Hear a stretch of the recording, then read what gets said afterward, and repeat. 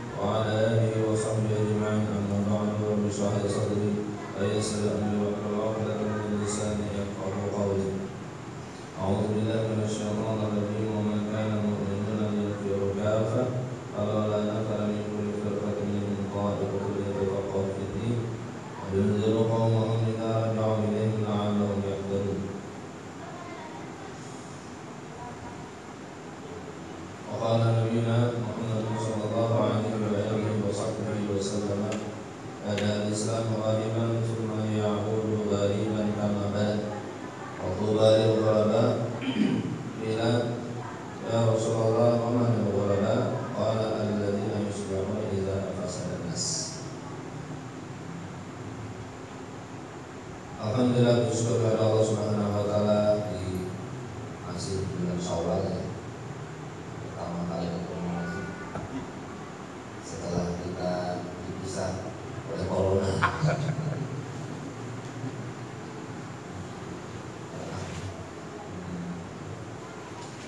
Alhamdulillah, bersyukur kepada Allah Subhanahu wa taala atas nikmat ini, nikmat kesempatan. Nikmat dimana kita masih diberi semangat oleh Allah Subhanahu wa taala. Dan ini adalah nikmat di atas nikmat. Karena ada orang justru dengan keadaan seperti ini ngedon, memang buat dicari-cari alasan. Ketemu alasannya mah pas gitu ya. Tapi ada yang memang tidak mau tunduk dengan alam, justru alam diakalin. Ini diakalin sama alam. Dulu katanya kota Jepang apa yang Hiroshima itu pernah bom atom, berapa tahun mereka harus miskin, tapi itu tanah sekarang dijadiin tempat industri atau apa yang bikin mereka maju lagi itu pembangkit. Nah, dengan keadaan seperti ini kita akalin aja, kita akalin alam, kita akalin. Karena kalau kita nggak bangkit, tidak kita buat, ya kita akan begini terus.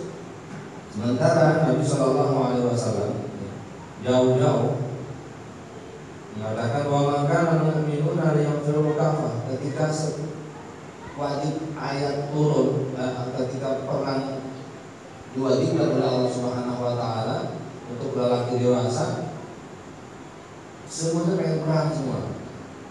Ada turun ayat perintah dari Allah Subhanahu wa taala.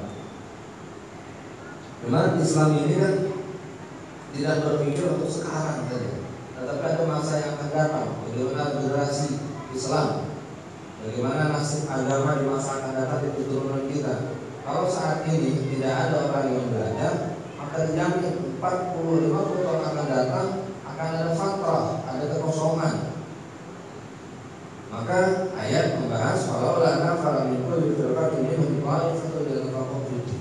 Hendaknya ada satu kelompok beberapa orang utusan dari kalian untuk duduk tetap belajar agama. Jadi yang lainnya biar perang, tapi harus ada yang tetap kokoh belajar. Untuk apa? Liyunziru qaumahum idza raja'u wa liyunziru qaumahum idza raja'u. Dan mereka menjadi orang-orang yang menyimpan ilmu sehingga bisa memberikan peringatan kepada sahabat-sahabatnya yang pergi perang pulang dapat ilmu. Jadi kalau semuanya di lockdown semuanya, nggak ada yang belajar. Ini kalau seandainya nggak ada yang 2 tahun, masya Allah. Majelis taklim itu 2 tahun. Kuping kita mengajar online itu online lagi, yang mengaji online, ya, matiin. Agak kelar mas, matiin suka-suka kita. Sedangkan yang dikatakan ada ilmu yuta walayati, rumusnya ilmu itu didatengin, bukan ilmu yang datang ke kita. Itu berkahnya banyak.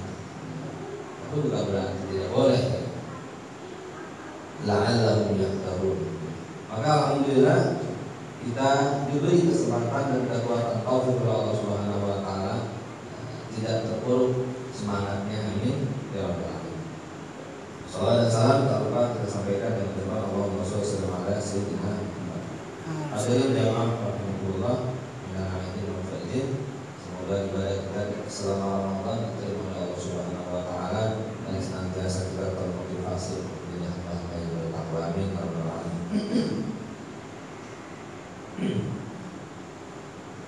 Apa yang kita bahas dalam kitab ini adalah untuk meluruskan paham-paham yang keliru. Paham jadi salah. Ada beberapa pemahaman yang harus diluruskan. Kenapa? Karena pemahaman jika tidak diluruskan nanti menjadi tafsir, tafsir. Orang kalau pemikirannya salah, sementara dia menganggap pemikirannya benar, maka itu nanti bahaya dalam agama khususnya. Maka akan timbul takfir, mudah kafirkan orang lain, kemudian tafsir, berbuat kezaliman. Karena kalau sudah dianggap kafir, orang nanti gampang aja bagi dia dizalimi. Maka pemahaman-pemahaman yang lurus yang benar ini yang sesuai dengan Ahlus Sunnah wal Jamaah, apa yang dipahami dan dijalani oleh para sahabat tabi'in dan tabi'in dalam bersikap, ini yang harus kita ambil. Karena banyak sekali sekarang di penyampaian, saya sendiri banyak menonton juga ayat Al-Quran, hadis, ayatnya benar, hadisnya benar, tapi bagi dia pemahamannya lain. Ini yang menjadi masalah. Bahkan ada yang kalau bicara itu mana dalilnya? Tidak ada dalilnya, nggak boleh, bina, sesat, selesai. Jadi sesuatu yang dia tidak tahu dianggap tidak ada dalilnya. Nah, repot ini. Kita kalau nggak tahu bilang nggak tahu, ya kan? Nggak ada dalilnya, ada dia nggak tahu. Nah, kalau semua orang bicara seperti itu, repot. Sementara agama ini ditinggal oleh baginda Rasulullah SAW, semuanya ada dalilnya, semuanya ada petunjuknya. Sampai kalau kamar mandi ada petunjuk baginda Rasulullah SAW, termasuk juga hukum-hukum. Hanya saja baru penggalian khusus. Jadi nggak ada istilah kagak ada dalilnya, karena semuanya sudah ditunjukkan oleh Rasulullah. Agamanya sudah sempurna, tinggal kitanya sempurna atau tidak dalam memahami dari Al-Quran dan Hadis. Cuman dalil-dalil yang dimaksud ini, petunjuk-petunjuk yang dimaksud ini tidak seperti dalil petunjuk buat anak-anak yang masih kecil, yang semuanya harus qala Rasulullah, qala Rasul. Contoh kecil ya, yang ringan-ringan. Ada memasalkan itu tahajud boleh atau tidak? Boleh, kenapa? Ada dari ini. Menghadiahkan pahala baca Al-Quran kepada yang meninggal, boleh atau tidak? Tidak ada, boleh, tidak ada dari ini. Semuanya ada dari ini. Jadi nanti tawain. Akhirnya karena nggak ada dalilnya, karena gara-gara dia tidak tahu, tidak dibolehin beramal. Bahkan kemarin di bulan suci Ramadan kita berusaha untuk bikin majelis kecil-kecilan untuk bisa tadarus bersama. Tadarus bid'ah, benar nggak tuh? Tadarus bid'ah, nggak ada aturannya dan nggak ada dalilnya, harus ditinggalkan. Kalau mau baca sendiri, tahu dia kita baca Al-Quran sendiri, barang sendiri masyarakat lagi, Bismillah dan amok. agak kelar-kelar baca Quran. Ada pula yang bilang seperti itu, masya Allah. Semuanya ada waktunya, semuanya ada dalilnya. Saya mengutip saja jawaban Syekh Ali bin Ahmad. Beliau ditanya, benar gak, boleh gak, kira-kira sampai gak sih orang baca Al-Quran itu pahalanya dihadiahkan kepada jenazah kalau meninggal atau orang, sampai gak sih? Kata beliau, saya terjemahkan saja, pernah gak dengar badal haji? Badal haji pernah ya? Itu badal haji buat siapa ya? Itu orang yang meninggal. Ya sudah ya, meninggal. Itu badal haji, ibadah bukan? Ibadah, maksudnya apa? Pahalanya buat yang meninggal, kan namanya juga buat yang meninggal. Yang membadalkan hajinya harus sudah pernah haji. Nah, ibadah haji itu semuanya lengkap tuh. Ada zikir lisannya, dari tahlil, talbiyah, tentunya zikir, bacaan Al-Quran, segala bagainya, amalan lisan. Kemudian juga ada amalia badan, gerakan tawaf sa'i. Kemudian apalagi amalia apa? Amalia harta. Jadi ibadah haji itu ada ibadah badan, ada ibadah harta, ada ibadah tubuh, lisan dan sebagainya. Itu semuanya dihadiahkan kepada yang meninggal, diniatkan buat yang meninggal. Kalau kagak sampai, mana ada syariat seperti itu? Ngapain kagak sampai? Ini jawaban cerdas. Jawaban cerdas. Tapi kan kagak ada dari Rasulullah siapa baca Al-Quran sampai ke mayat. Ya kalau begitu namanya dalil kagak cukup. Rasulullah itu 3 tahun semuanya detail, semuanya detail. Tujuan pusat boleh nggak? Kalau boleh, kalau nggak ada dalilnya. Yang penting transaksinya sesuai dengan apa prinsip-prinsipnya. Nah, kalau dulu kan yang namanya jualan itu kan ada bedanya, ya. Ini kan ada bedanya, apa jual kok utang langsung gimana kan ternyata. Ini kalau model-model pikirannya harus semua dipakai dalil TikTok begitu, nggak akan ada. Maka hal-hal yang seperti inilah yang akan dikurang-kurangi, pengen diluruskan oleh Syekh Muhammad Al-Albani, terutama tentang akidah. Karena banyak sekali gara-gara salah paham akidah, dianya yang mau salah paham sehingga orang yang beribadah di depannya begitu gampang dia takfirkan Allah Subhanahu wa taala. Ketika orang berdoa di depan jenazah dikatakan meminta kepada jenazah. Ketika orang berdoa di atas kuburan dikatakan menyembah kubur. Waliyahulillah. Maka di sini dikatakan, saya ulang ya, perlu sekali kita memahami maqamul khaliq wa maqamul makhluk. Kedudukan atau maqam ketuhanan dan maqam yang diciptakan oleh Allah Subhanahu wa taala, yaitu makhluk. Innal farqa baina maqamil khaliq wal makhluk wal haddul fasil bainal kufr wal iman. Bahwasanya membedakan mana maqamul khaliq dan maqamul makhluk itu adalah batas yang memisahkan mana kafir, mana iman. Wa na'taqidu, dan kita meyakini anna man khalata bainal maqamaini faqad kafara wal iyad billah. Siapa orang yang mencampur adukan kedua maqam ini itu termasuk kufur wal iyad.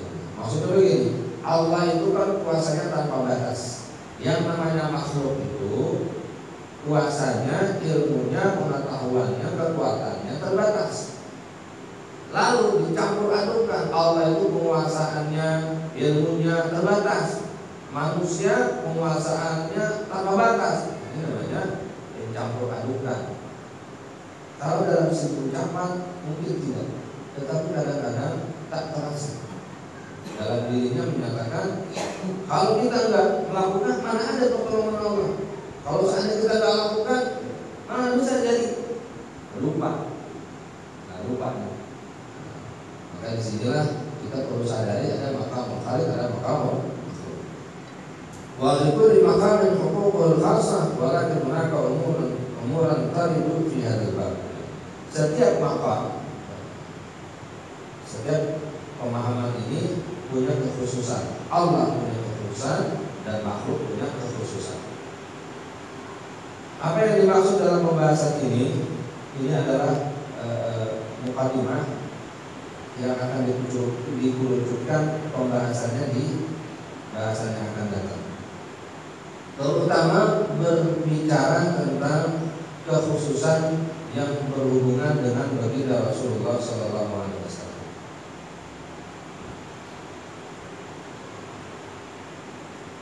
Ada kelompok-kelompok yang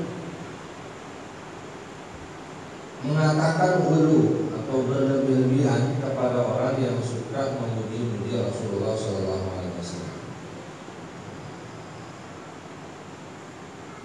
Orang ini atau kelompok ini bahkan berani mengatakan sesat orang yang memuji-muji Rasulullah SAW. Nah, ini yang akan dibahas. Ketahuilah bahwasanya Nabi SAW punya kekhususan yang memang diistimewakan oleh Allah Subhanahu wa taala. Beliau itu diangkat derajatnya oleh Allah Subhanahu wa taala, dan semuanya kita tahu tidak ada keraguan tentang hal ini. Hanya saja ada sebagian mereka yang lemah dalam cara berpikirnya, sempit pandangan hidupnya dan jelek pemahamannya, sehingga mereka buru-buru memastikan kafir kepada orang yang meyakini keistimewaan Rasulullah SAW versi yang mereka pahami, dan bahkan mereka berani mengeluarkan mereka dari Islam. Mana contohnya? Mereka mengambil hadis la tatruni kama atratin nasara ibnu Maryam. Mereka melarang kita memuji-muji Rasulullah. Ada tak orang yang nggak mau baca Sayyidina Rasulullah? Saya nggak mau baca Sayyidina Muhammad ya, Nabi Yuna. Artinya kalau Sayyidina itu udah ada dalilnya, langsung situ. Kemudian lama-lama nanti mengkultuskan, mendewa-dewakan nanti. Andai sekali kalau seandainya kita masuk ke rumah orang, lalu kita anggap kayaknya rumah itu bau sih, kita pindah aksesorisnya, kira-kira pantas atau tidak? Sementara Rasulullah itu nggak pernah nyuruh-nyuruh beliau disebutkan Sayyidina, lalu kita nyebut beliau Sayyidina. Nah, ini kan ngarang-ngarang, sama aja kita merubah aksesoris rumah orang lain. Hadirin jamaah rahimakumullah, banyak tentunya keterangan-keterangan ini akan kita dapatkan dari Nabi sallallahu alaihi wasallam mengatakan ana sayyidu waladi Adam wala fakhar. Aku ini adalah tuannya, pemimpinnya seluruh keturunan anak Adam, dan aku tidak sombong. Nabi sendiri menyebut dirinya sayyid. Ini nggak apa-apa disebut sayyidina. Lalu ada lagi, mereka melarang kita memuji Rasulullah SAW. Anta syamsun, anta badrun, anta nurun fawqa nuri. Kagak boleh tuh bagi mereka. Wahai Rasulullah, engkau bagaikan rembulan. Wahai Rasulullah, engkau bagaikan matahari. Engkau ada cahaya di atas cahaya. Kita puji Rasulullah seperti itu dilarang kata mereka. Kenapa? Karena katanya Nabi pernah bersabda, la tatruni kama atratin nasara ibnu Maryam. Jangan kau puji aku seperti mana Nasrani memuji Nabi Isa alaihissalam, putra daripada Siti Maryam. Hadisnya sama, tapi kita diajarkan tidak untuk memahami hadis ini sebagai larangan memuji Rasulullah. Kata saya Ta'ala Al-Maliki, bahwasanya memuji Nabi, bahkan bersungguh-sungguh melebih-lebihkan Nabi ini dari yang lain, itu adalah sunnah terpuji. Kenapa? Karena Allah Subhanahu wa taala sendiri telah memuji-muji Nabi Muhammad SAW. Dan Rasulullah itu termasuk syiar di antara syiar agama. Sementara Allah Subhanahu wa taala menyebutkan Dari kaum yang ma'adzim sya'irallah fa innaha min taqwal qulub. Yang mengagung-agungkan syiar-syiar Allah itu di antara tanda hati yang bertakwa. Bahkan hadis ini la tatruni kama atatin nasara ibn Maryam, justru hadis ini menyuruh muji Nabi, menyatakan pujian kepada Rasulullah itu adalah sudah ada. Coba kita perhatikan. La tatruni, jangan kamu puji saya berlebih-lebihan, ya. Kama atratul nasara ibn Maryam, seperti orang Nasrani memuji Nabi Isa. Artinya apa? Artinya pujian itu sudah ada dan Nabi tidak melarang pujiannya, tetapi Nabi melarangnya adalah melebihkan, ya, memuji Rasulullah itu seperti Nasrani memuji Nabi. Apa itu? Anak Tuhan. Oh, dia sudah Rasulullah. Itu aja yang kita tidak boleh. Makanya sangat bagus sekali Imam Busiri mengatakan da'mat da'atun nasara fi nabiyihim wahkum bima syi'ta madan fihi waqtaki. Silakan puji Rasulullah sepuji-puji yang kamu inginkan, cuman tinggalin seperti mana yang dilakukan oleh kaum Nasrani memuji Nabi Isa alaihissalam, yaitu anak Tuhan. Barunya sudah. Falaisa fi ta'zimi sallallahu alaihi wasallam bi ghairi sifat rububiyyah syar'un min al-kufr wal isyrak. Dan tentunya tidak termasuk kekufuran, tidak termasuk kemusyrikan apabila kita memuji Rasulullah sallallahu alaihi wasallam bukan dengan sifat ketuhanan. Engkau ya Rasulullah adalah makhluk yang paling alim. Namanya sealim-alimnya makhluk, ya tentunya tidak bisa melebihi Allah Subhanahu wa ta'ala.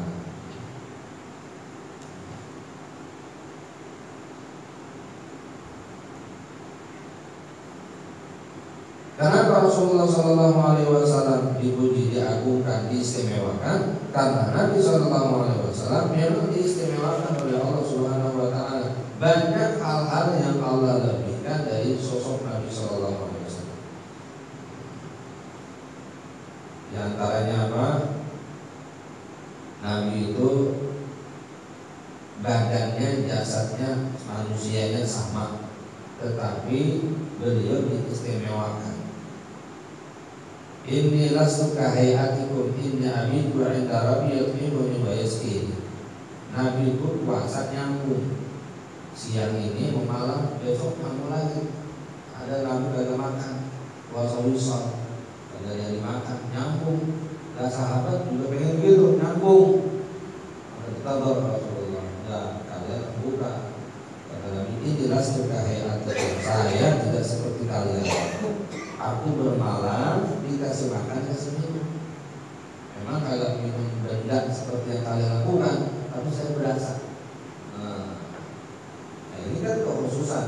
Dan Rasulullah itu wara'u ka'mami, belakangnya sama depan sama. Nah ini kalau kita bilang gitu, wahai Rasulullah, kok orang yang hebat, istimewa, ya, di belakang sama di depan sama. Kau melihat sekeliling, ya ini bukan termasuk memusyrikan. Dan ini adalah menunjukkan keistimewaan Allah berikan kepada Rasul.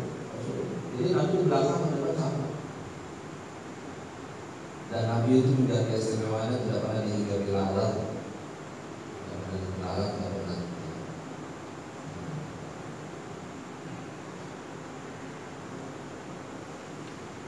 Kemudian apa lagi? Nabi sallallahu alaihi wasallam katakan tanamu ainaya wala yanamu qalbi. Saya itu kalau tidur, bahkan Nabi itu pernah terkenal ngorok, dengkur. Tapi yang tidur cuma mata, hati mah kagak tidur. Nah, itu Nabi itu. Kalau kita berbeda, ya, melek mata kita, hati tidur. Terutama ketika lagi makan, tahu-tahu pendek banget kan, kata teman opan pendek dari tadi pegel gue, ternyata dari alhamdulillah sampai ujung dia tidur sepanjang paling enak. Ini arakum min wara'i dzalika ma arakum min amami. Makanya Nabi sallallahu alaihi wasallam ketika mau sholat sufufakum, lurusin ya kalau lurusin barisan kalian. Kalau di sini bisa apa? Lurusin. Ada kelas saya sih kalau kita mau rapat agak jamaah mendingan katanya. Gitu, jamaah aja. Itu kan bagian sunnah. Ya. Jangan gara-gara sunnah kayak dilaksanakan sholatnya. Masih banyak sunnah-sunnah yang lain. Yang gara-gara satu sunnah kagak bisa dipakai, akhirnya ngambek gitu. Masjid tinggalin. Jangan. Jadi Nabi di belakang Masjid Aqsa, makanya Nabi itu tahu belakangnya penak-penak barisannya.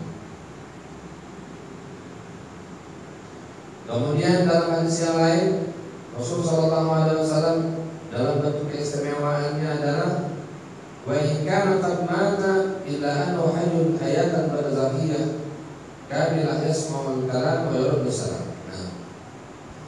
Nabi itu sekalipun beliau setelah meninggal, beliau itu hidup di alam barzakh, hidup versi barzakh, hidup alam barzakh. Dia cuma pindah roh ini kan sudah dikekalkan oleh Allah. Bahkan dia jadi hidup karena ada rohnya. Begitu rohnya keluar, biasanya mati. Tapi roh hidup, dan beliau di alam barzakh itu hidup sempurna. Yasma'ul kalam wa yurdu salam, mendengarkan ucapan kita dan menjawab salam. Makanya ketika assalamualaikum, kalau bahasa Arab assalamualaikum, itu untuk hadir, untuk orang yang mukhatab, untuk orang yang diajak bicara. Kalau orang yang tidak langsung di hadapan, wajib assalamualaikum. Assalamualaikum. Kalau itu sholat, assalamualaikum. Ayuhan Nabi warahmatullahi wabarakatuh.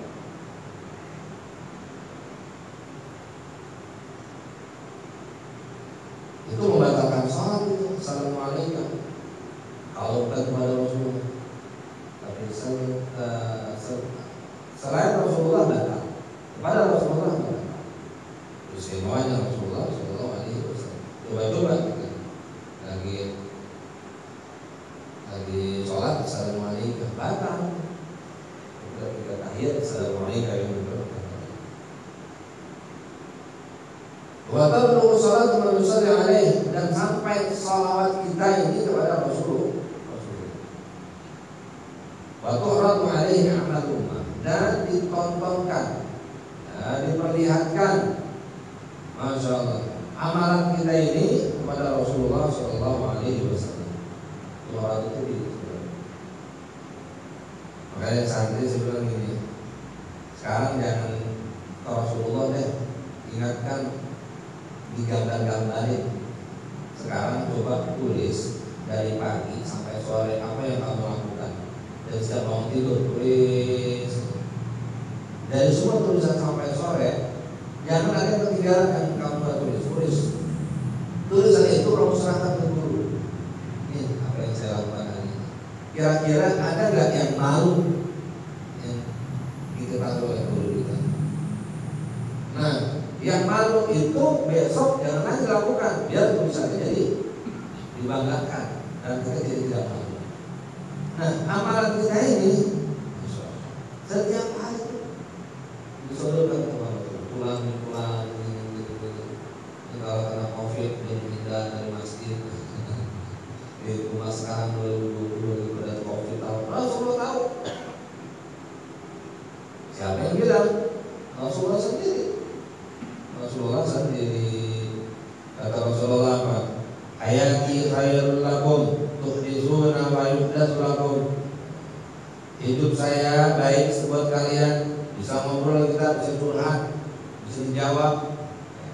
Wa wafati khairul lakum, dan mati itu juga sama aja baiknya buat kalian. Tu'radu alayya a'malu, ditontonkan kepada saya amal-amal kalian. Wa ma ra'aitu min khairin hamidullah alaih, apa yang aku lihat dari amal kalian dari bentuk kebaikan, aku puji Allah Subhanahu wa taala. Wa ma ra'aitu min syarrin astaghfirullakum, bila aku lihat kalian buat dosa-dosa salah, aku masih bisa mintakan ampun kepada dimintain ampun oleh Allah Rasulullah SAW. Ini nih kalau kita punya perasaan, kalau kita cinta Rasulullah, malu Pak. Masya Allah. Kalau hadis ini kita jadikan on dalam hidup kita, insya Allah sedikit demi sedikit kita jadi orang baik. Pelan-pelan. Nah, disodorin sama Rasulullah setiap hari. Masya Allah ya. Ada seorang sahabat, dia ditangkap oleh orang kafir. Orang kafir itu bilang begini, kamu yang sedang kami siksa ini, bagaimana pendapat kamu? Apa yang kamu jawab? Seandainya, atau kamu itu suka nggak seandainya Muhammad itu berada di posisi kamu dan kamu dilepaskan? Kamu suka nggak seperti itu? Tadi jawab apa? Wallahi demi Allah, saya dalam kondisi seperti ini, ada satu duri yang menusuk Rasulullah SAW, saya tidak rela. Apalagi harus menggantikan posisi saya. Saya tidak rela ada satu duri yang menusuk baginda Rasulullah SAW. Itu perasaannya hebat. Cintanya kepada Rasulullah. Nah, kalau kita betul tubuh kita, keamalan kita, setiap hari ini berapa duri yang sampai kepada Rasulullah SAW dari amal kita, Masya Allah. Ya, tentunya dosa-dosa itu kan melebihi duri ya. Kalau duri tusukan ya.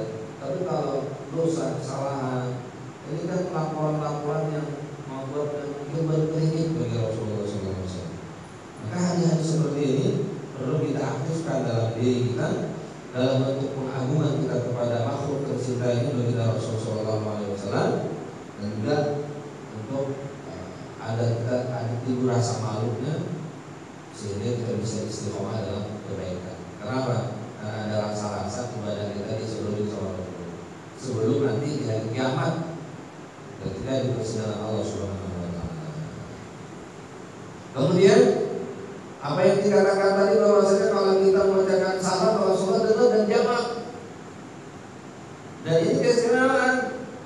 Makanya kalau kita jauh-jauh di sini berucap Assalamualaikum ya Rasulullah, sampai dan Rasulullah jawab salam kita, itu nikmat itu. Nikmat. Ucapkan Assalamualaikum ya Rasulullah, Rasulullah jawab salam kita. Dulu ketika Rasulullah di Madinah, ada mendengar suara anak kecil nangis, terus siapa nangis? Ternyata anak kecil budak perempuan masih kecil. Kenapa nak nangis?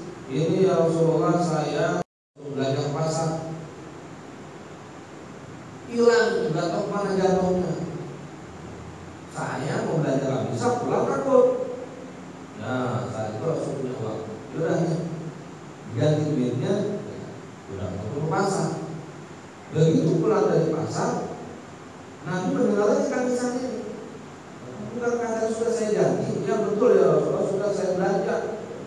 Cuma saya mau pulang jadi takut lagi, ya karena saya udah telat lama ini. Udah kata Rasulullah, Rasulullah antar tuh sampai ke rumahnya. Sampai di sana, dilihat itu Rasulullah yang datang kemari. Maka sampai Nabi mengucapkan Assalamualaikum, Assalamualaikum warahmatullahi wabarakatuh. Kagak kedengeran jawaban dari tuan rumah. Yang ketiga baru jawab oleh yang punya rumah. Kata Rasul, kenapa? Dan jawab langsung, ya Rasulullah, kami pengen dapat salam dari kau lebih banyak. Assalamualaikum Rasulullah kan doa dari Rasulullah luar biasa itu. Assalamualaikum warahmatullahi wabarakatuh. Pakailah. Sekarang ini kalau kita dengar salam dari yang masuk, Assalamualaikum, Assalamualaikum, Assalamualaikum, Assalamualaikum, nerancung nanti kita.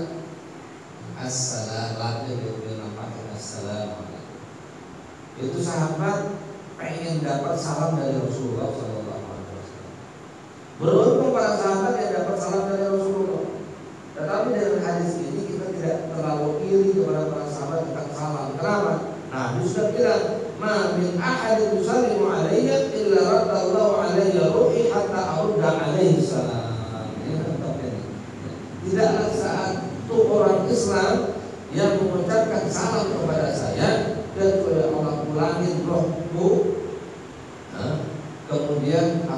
menjawab salam. Jadi beliau hidup di alam barzakh menjawab salam. Assalamualaikum ya Rasulullah, assalamualaikum ya Rasulullah. Maka Rasulullah waalaikumsalam ya Rasulullah. Masya Allah. Bahkan ada di kalangan, kalau tidak tahu Khalil Basam Al-Bani, ya, seorang wali min awliyaillah, beliau itu sholat tahiyat itu kalau nggak dengar jawaban dari Rasulullah nggak selesai.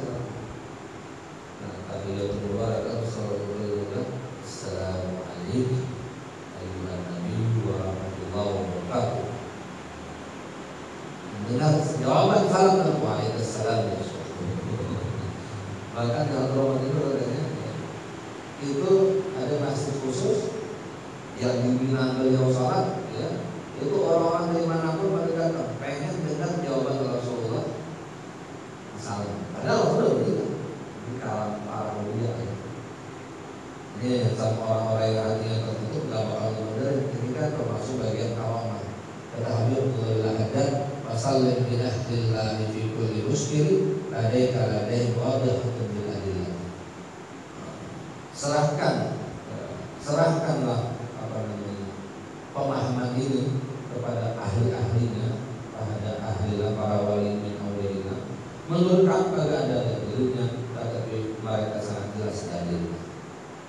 Jadi orang yang telah meninggal masih bisa jawab salam. Bahkan bukan Rasulullah SAW saja, yang lain pun bisa. Seperti siapa? Ja'far At-Tayyar. Ja'far At-Tayyar saudara daripada Ali bin Abi Thalib. Ja'far bin Abi Thalib, Ali bin Abi Thalib.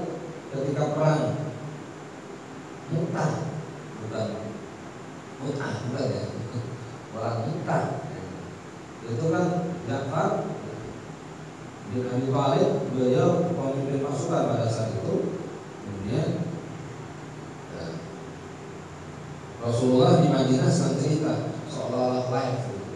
Sekarang Ja'far kedua tangannya sudah terputus dan dia syahid dalam ma'rakah di dalam pertempuran. Tiba-tiba Rasulullah di Madinah, di ma'rakah di sana doa. Tiba-tiba Rasulullah menjawab waalaikumsalam. Rasulullah tiba-tiba Rasulullah barusan Ja'far bin Abi Thalib datang bersama rombongan malaikat, dua tangannya sudah diganti saya kepada Allah Subhanahu wa Ta'ala, dan dia pengen masuk surga tapi pengen salam dengan saya. Karena dia tahu kenapa bisa masuk surga, kenapa bisa berdua, kenapa bisa dapat fadilah keutamaan surga. Itu sebabnya adalah Rasulullah SAW. Jadi itu dia dengan sababul khair penyebab hidayah beliau. Mengucapkan salam kepada Rasulullah. Dan kalau kita meyakini seperti ini, insya Allah kita assalamualaikum ya Rasulullah-nya agak berbalas, jadi nggak kosong. Assalamualaikum ya Rasulullah, yakin kan? Rasulullah menjawab waalaikumsalam, nama kita jawab. Dan ini membuat kita menjadi berasa ada komunikasi dengan Rasulullah SAW. Jadi jangan yakini Nabi mati, ya fisik pindah, tapi beliau tidak mati, beliau hidup, beliau masih tahu bagaimana keadaan umat. Dan kita meyakini Rasulullah tahu keadaan umat itu bukan musyrik. Kenapa? Nabi sendiri yang bilang, ini ada kelompok orang yang bilang seperti ini, kalau kita menyatakan Nabi itu udah mati, kok tahu keadaan umat? Berarti musyrik itu, berarti menduakan, berarti menuhankan Nabi. Innalillahi wa inna ilaihi raji'un. Ya Nabi adalah makhluk, apa pengetahuan yang ada pada Rasulullah, pengetahuan makhluk.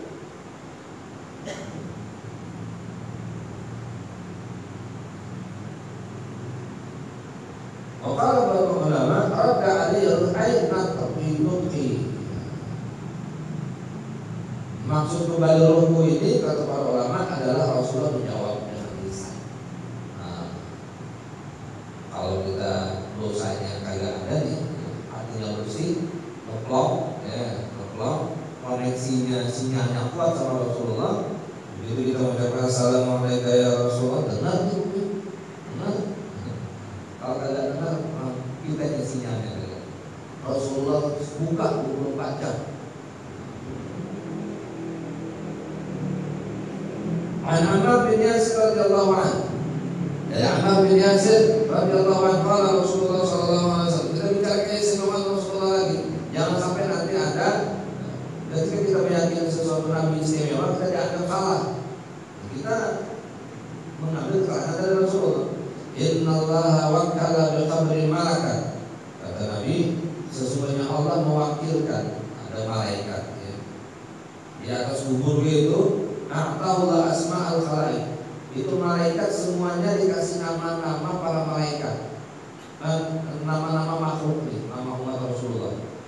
Nama-nama saya nggak kenal nama seluruh hadirin jamaah sekalian, tapi nama bapak ibu hadirin sekalian itu ada di tangan-tangannya para malaikat di atas kubur Rasulullah SAW. Ada nama itu. Fala yusalli alaihi ahadun ila yaum Fala yusalli alaihi ahadun ila yaum al-qiyamah illa ablagani bi ismi wa ismi abihi. Masyaallah. Tidak ada bersalawat salah seorang di pojok manapun dia tinggal sampai hari kiamat, nama-nama itu ada yang bersalawat kepada Rasulullah kecuali disodorkan, dikasih tahu oleh malaikat ini kepada saya namanya dan nama bapaknya. Maka orang tua kita sudah berkubur dan sama di alam barzah. Rasulullah di alam barzah itu benar bangga. Benar keturunan bersalawat kepada Rasulullah. Masya Allah. Maka majelis maulid itu majelis media buat menyemangati orang bersalawat kepada Rasulullah seperti media-media ini, medsos dan sebagainya. Kalau dulu kan gak ada handphone, gak ada apa, gak ada macam-macam alat-alat media untuk membuat orang jadi salawat kepada Rasulullah, jadi bikin maulid, jadi salam merah, tahlilan dan sebagainya. Jadi media dan salahin, media adalah alat. Bagaimana anak-anak muda biar berkumpul, biar dia melakukan hal-hal yang baik. Oh, begitu olahraga. Kok olahraga jadi bagus sekarang, Pak? Ya, karena olahraga, kalau olahraga anak-anak pada senang, pada nolong. Jadi ada hal yang dihindarkan dari kumpul-kumpul ini. Apalagi kalau kumpul-kumpulnya baca sholat kepada Rasulullah menurunkan rahmat dari Allah. Jadi kita yang jadi panitianya pun berarti termasuk juga. Masya Allah. Siapa yang memperakarsai maulid ini? Siapa yang memperakarsai ya? Yang bikin acara bisa orang jalan banyak bersalawat pada Rasulullah, panitia kurang kumpulan. Makanya panitia diganti biar bagian masing-masing. Ya, untuk jadi panitia baru mundur. Semangat kenapa? Diingat nanti dulu apa yang kita lakukan untuk Rasulullah SAW. Oh ya Rasulullah, saya udah jadi panitia maulid itu. Oh paman. Kenapa ini namanya disebutkan namanya? Hadza fulan bin fulan qad shalla alaihi. Ini fulan bin fulan sudah bersalawat kepada Rasulullah. Sampai namanya makin banyak salawat kita, makin dikenal kita dengan Rasulullah SAW. Kan ada diceritakan oleh guru-guru kami dan juga pernah dilakukan cerita itu dari ada seorang ibu-ibu yang nangis datang ke salah seorang syekh, namanya Syekh mohon petunjuk, ada apa? Saya beberapa hari 3 malam ini gak mimpi sama Rasulullah. Gak mimpi sama Rasulullah. Emang ibu mimpi Rasulullah berapa kali? Tiap malam. Masya Allah.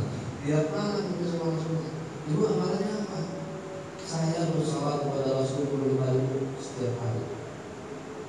Oh aja, dia diimpikan oleh Rasulullah SAW 25.000 sehari. Bagaimana tidak dikenal sama Rasulullah? Cukup ya. Penutup ya. Kalau seandainya kita nih di sini ada orang dari mana gitu, kirim setiap bulan kirim hadiah terus hadiah 100.000, 100.000, 100.000. Rutin lagi. Kemudian makin lama makin banyak.